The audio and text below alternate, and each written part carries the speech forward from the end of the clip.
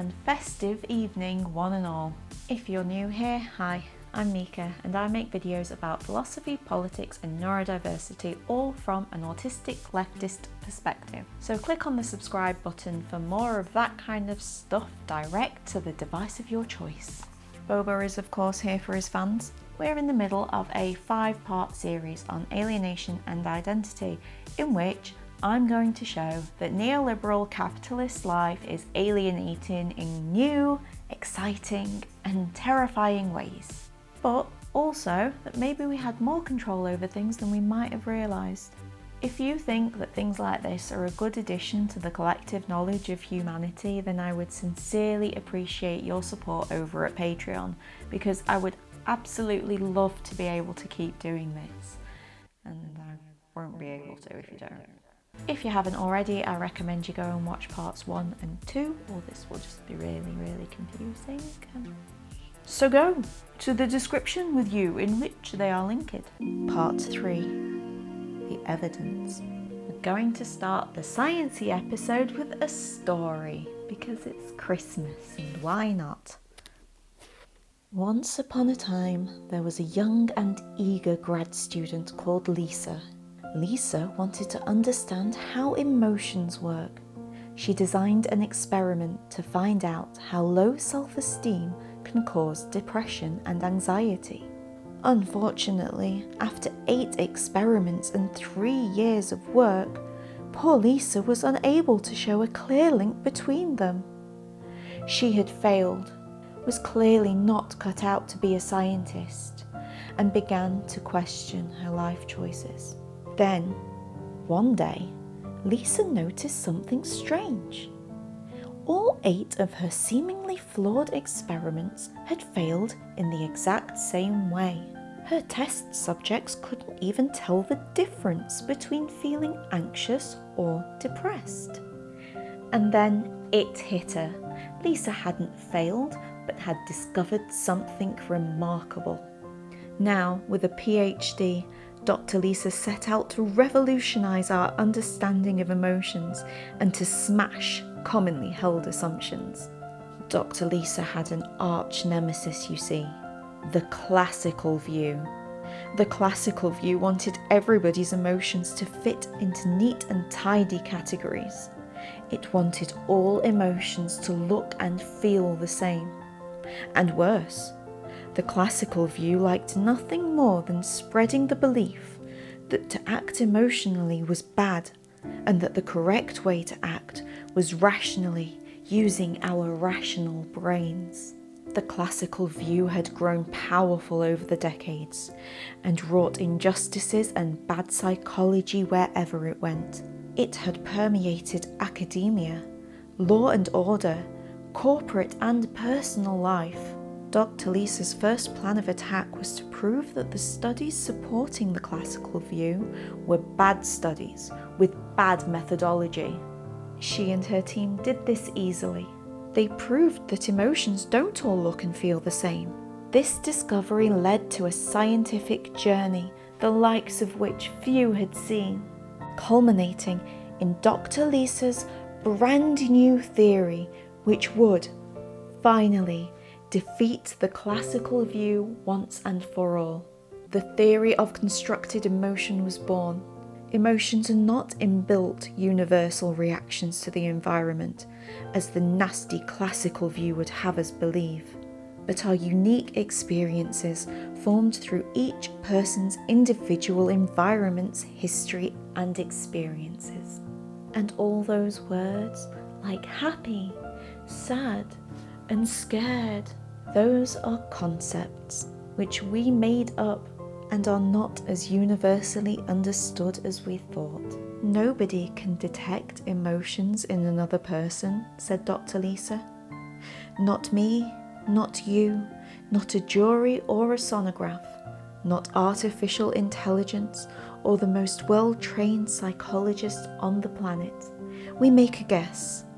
An informed guess based on the context of the situation and what we understand about the person, but a guess nonetheless. Now, with the classical view in tatters, Dr. Lisa reigns supreme as Queen of Emotional Research, and we have bold and exciting new concepts to use to all of our benefit. Psychologists across the land rejoice at a theory that actually makes sense, and tech billionaires weep over the money they have wasted on emotion detecting AI. The end. That was nice, wasn't it, Velma? Did you like my storytelling voice? Alright, so what was that all about? And why am I talking about emotions in a series supposedly about alienation? Well, the theory of constructed emotion isn't a mere theory of psychology, but also of neurology. Dr. Lisa Feldman Barrett, in search of an understanding of emotions, realised that she needed to understand neurology first.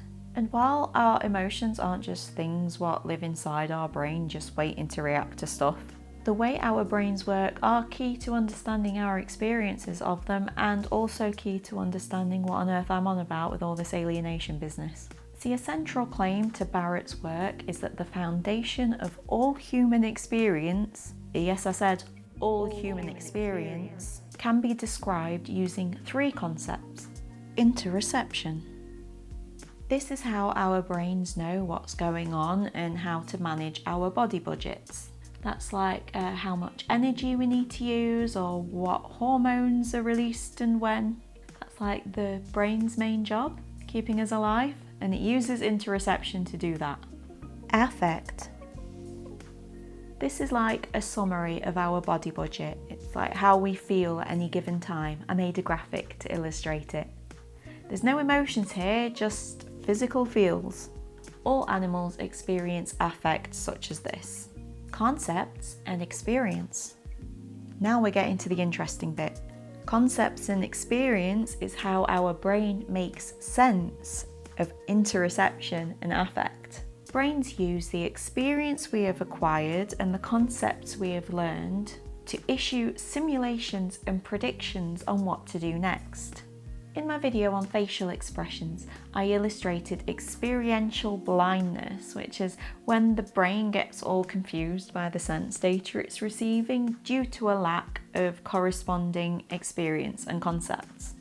It shows how important these two things are to understanding the world around us. So let's do it again because it's fun. Look at this. Your brain right now is desperately sifting through all your memories and learned concepts to make sense of these shapes and shadows, and I imagine is having a hard time of it. However, now you suddenly have experience of the concept of my sister-in-law's delicious Christmas cookies, and so now that will be all you can see. You see, without experience and concepts, all the sense data that we receive through our eyes and ears and nose and all the rest, that would just be confusing noise, like dubstep is to old people. The only reason you are able to make sense of what you are seeing here is because you're already in possession of experience of the concepts of rushing water, flying birds, people walking, houses, roads, the sky, and horizons. Your brain uses this experience to predict that you are looking at a river. Prediction. Our brains are masters at predicting the future. Dr. Barrett said, "Simulation is the default mode of all mental activity." That is a bold claim now, isn't it? Remember that dress? Of course you do. The reason why you might see colours that technically aren't even there is because your brain has issued the prediction that the photo was taken in either warm or cold light. And your brain needs to be predicting instead of reacting. It needs to know what's going to come next so it can issue instructions to your motor system. It should be clear by now that what experiences and concepts we have acquired has a direct effect on how we see the world around us, ourselves, and others. However, the concepts that we hold and even the memories of our own experiences are wide open to manipulation. So now let's put on our sciencing hats and look at some of the evidence and research which backs this up. Memories. Meow, meow, meow, meow, meow, meow, meow. Did you know that when you remember an event, you aren't really remembering that event? Rather, you're recalling the last time you remembered it. Every time you think back on something, it's like a copy is being made, and then when you think back on it again, there's a copy of that copy. And just like when one photocopies... A photocopy's still a thing, or have they gone the way of the fax machine? Anyway, when you make multiple copies, imperfections and creases can become bolder, and with each new copy there's a danger of making some change which is then imprinted on all copies thereafter. If, for example, you remember an upsetting incident, say getting bitten by a dog as a child, depending on how you recall the event each time, you can actually change the way you remember it. If every time you tell the story, the dog gets a little bigger, a little scarier, the bite gets a little deeper, you will inevitably end up manipulating your own memory of the event, possibly irreversibly. In their 1974 study, Loftus and Palmer proved that memories of an event can be manipulated through concepts. They asked subjects to view footage of traffic collisions and then asked them questions about what they had witnessed. They asked what speed the cars were travelling when they either smashed, collided, bumped, hit, or contacted each other. And as you probably guessed, the subjects reported the cars travelling at different speeds depending on which word was used. This study has been used to support research into false testimony, coerced confessions, and is why eyewitness testimony is no longer the gold standard it used to be. Not only did Loftus's work show how easily memories can be manipulated, but her later work also showed how easily false memories can be planted. Her conclusions have been replicated on many occasions and have cast strong suspicion over practices such as suppressed memory retrieval. With the right kind of preparation, you can be convinced that you vividly remember things that never happened to you. As well as our emotions, our memories are constructed. In Elizabeth Loftus's own words, memory is more akin to putting puzzle pieces together than a video recording. And you know, I can't count how many times someone's come to me and said that they remember Jeremy Corbyn doing or saying something that I can easily prove that he never did or said. Not that they heard he did, but that they remember him doing. Anyway, thoughts, intuitions, gut feelings. Trust your gut is pretty universal advice, innit? But maybe it shouldn't be. In her book, How Emotions Are Made, Dr. Feldman Barrett says, If you feel an ache in your stomach while sitting at the dinner table, you might experience it as hunger. If flu season is just around the corner, you might experience that same ache as nausea. If you're a judge in a courtroom, you might experience the ache as a gut feeling that the defendant cannot be trusted. From an aching stomach, your brain constructs an instance of hunger, nausea, or mistrust. And it does this using concepts and experience. One pretty famous study into how interoception and affect can influence decision making comes from Danziger et al. In their research into extraneous factors in judicial decisions, which shows that judges are more likely to pass stricter sentences when they're hungry. Here we are thinking that judges are using their bestest reasoning skills and only the evidence at hand. And actually they're just passing sentences willy-nilly depending on how their tummies feel. Another study conducted in Israel showed how the words used to describe an event can influence people's reactions to it. You might think that's a given, like if I described something as bad, you would think it was bad, and if I described it as cute and fluffy, you'd be all, oh. But in this study, Israeli citizens were given fictitious information about the Israel-Palestine conflict. Some were given information designed to emote, using angry language, and others were given just the facts. When subjects were later asked about Palestinian recognition by the UN or just conflict resolution in general, the first group were way more likely to completely reject any conciliatory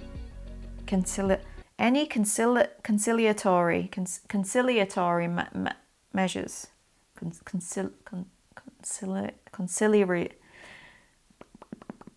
They didn't want no peace. We all like to think that we make the best political decisions that we can, based on a good set of morals and the information at hand, but It seems like we should never really be entirely sure about that. How we feel about ourselves. So this is something I want to get into in more depth in part 4, but I just thought I'd mention it quickly, lest you think I'm ignoring it. There is a mountain of scholarly. I'm not doing very well today. There is a mountain of academic work on internalized racism, homophobia, misogyny, toxic masculinity. Fewer academic works on internalized ableism, I realised in research for this. But you get where I'm going.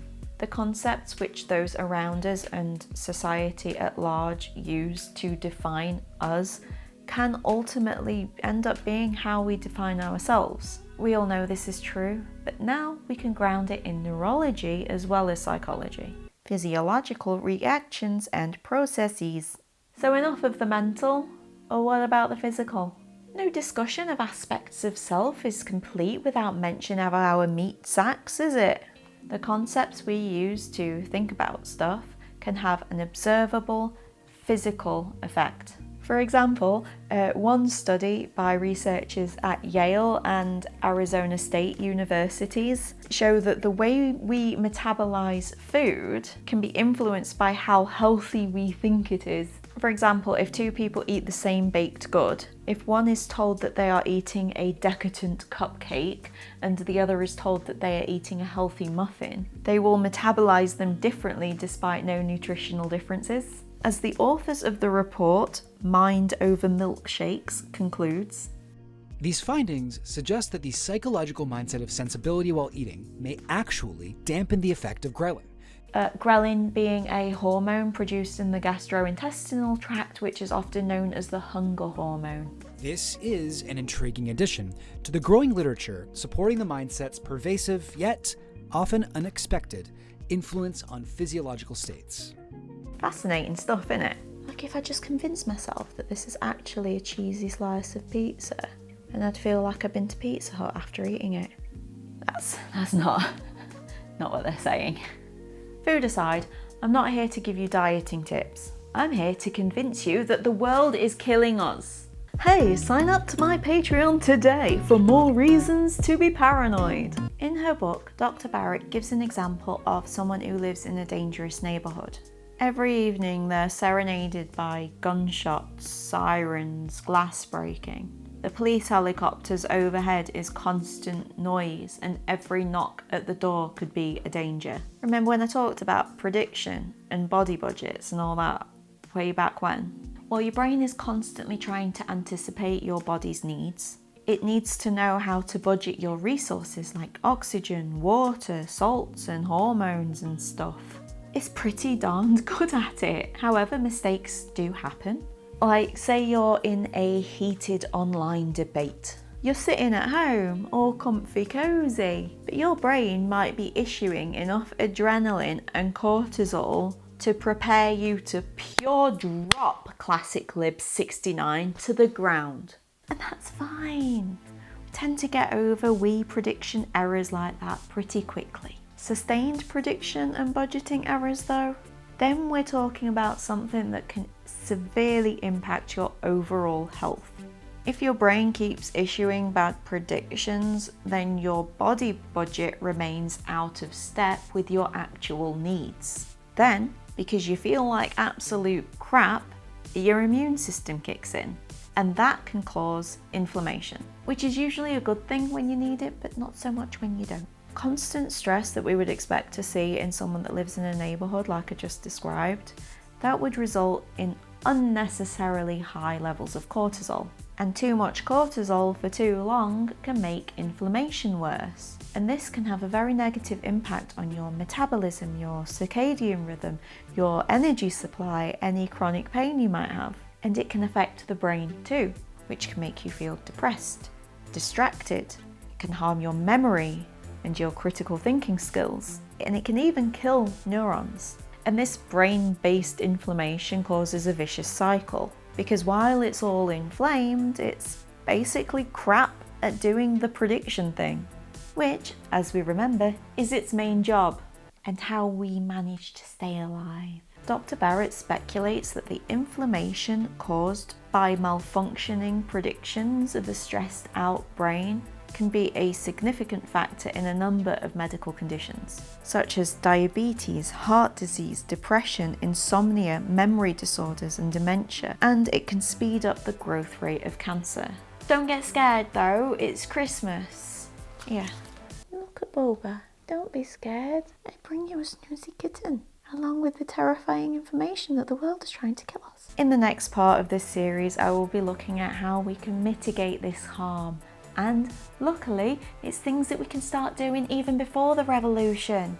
Before that, however, I will have to go on a leftist rant about how today's societal structures make this kind of harm almost unavoidable for most people. And that will be the next episode. The point of today was to show, with science, just how permeable we are. So that's 10 points to Team We Live in a Society. Seriously though. Failing to understand the mechanisms by which every single one of our aspects of self is prone to manipulation, that leaves every ounce of our being wide open to exploitation and alienation.